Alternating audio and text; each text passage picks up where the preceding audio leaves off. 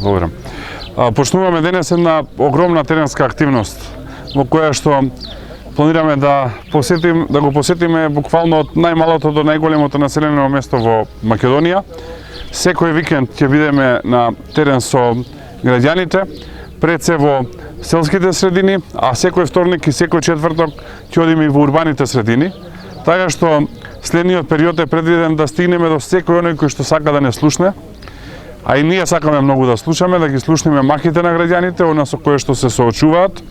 Таму каде што има градоначалници предложени од ВМРО-ДПМН да видиме што е досега реализирано, што може да се реализира во следниот период и што може да се направи по однос на барањата на граѓаните, а секаде да поразговараме во однос на штетните политики кои што владата ги води и штетните национални политики, пред се кон одстапките кои што ги прават во однос на националните прашања, но исто така и штетните економски политики и пустошењето на државата, како и веќе се поевидентниот и брутален криминал и корупција кој што почнува од најниско, завршува на највисоко.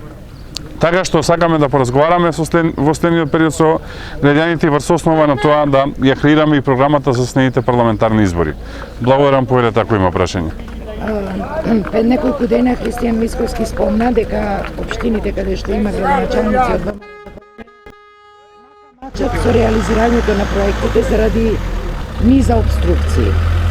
Сега овие средби, дали мислите дека на некој начин ќе придонесат за побрза реализација на проектите, бидејќи на вистина градоначалници? Тука има три дела. Првиот е финансиски, вториот е она што зависи само од општините и третиот е соработката со централната власт. Ќе почнам од третиот. Во Македонија локалната самоуправа се уште не е на ниво на целосна децентрализација и најголем дел од проектите зависат од соработка помеѓу општините и владата.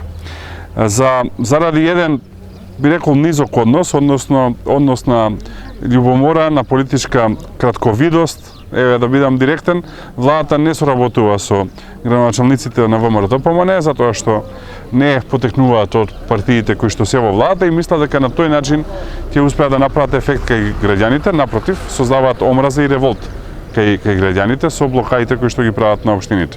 Тоа е првиот дел. Вториот дел во однос на она што зависи само од општините, тука веќе имаме сериозна реализација, позади нас гледаме и тука во ова населено место се реализира еден убав проект, се прави парк со целосна урбана опрема, каде што ќе можат жителите да поминуваат дел од своето време.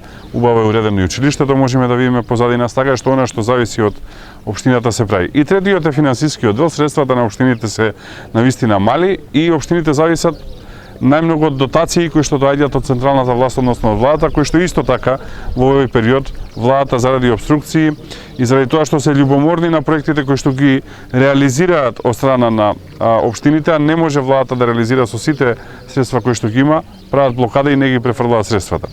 И тука најдовме креативно решение, а тоа е општините да издадат општински обврзници.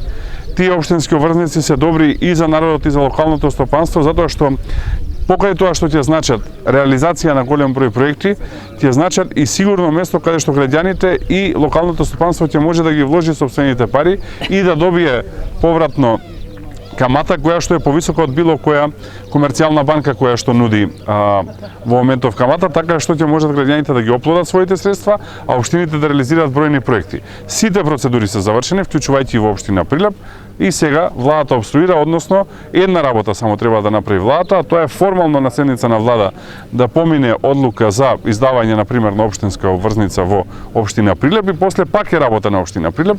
Таа една работа не ја прават, ги блокираат општинските обврзници на начин што не ги гласаат на влада.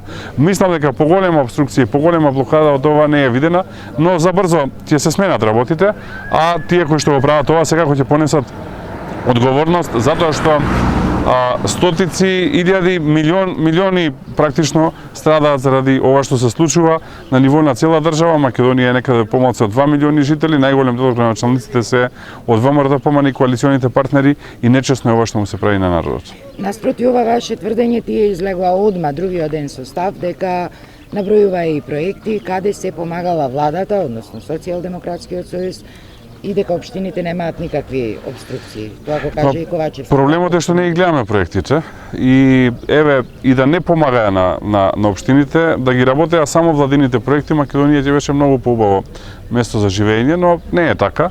Јас не можам да се сетам на ниеден проект кој што оваа влада го има реализирано. Автопати не се градат, се плаќаат пари, сега гледате отидовме во нова фаза.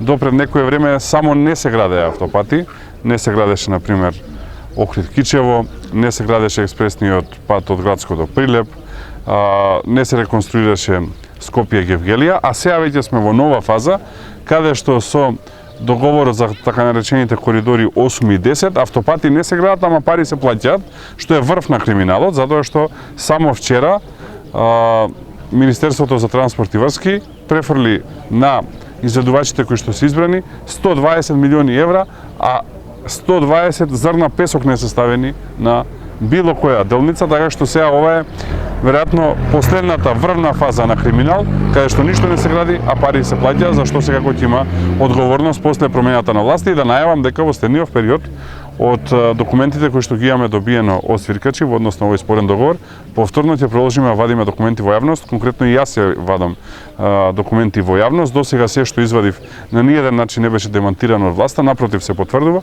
ќе продолжиме и во следниот период. Очигледна е раздвиженоста на терен и од ваша страна и од другите партии. Кога избори?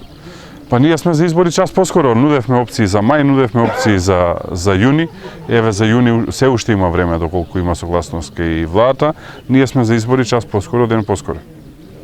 А наликува ли ова на избори дека еве и тие се растрчани аман? Па мислам дека има една сериозна разлика, а тоа е дека владата прв пат сега излезе на терен, а работа на владата е континуирано да е на терен, за разлика од ВМРО-ДПМН кој што од опозиција е континуирано на терен, така што тоа се две крупни разлики.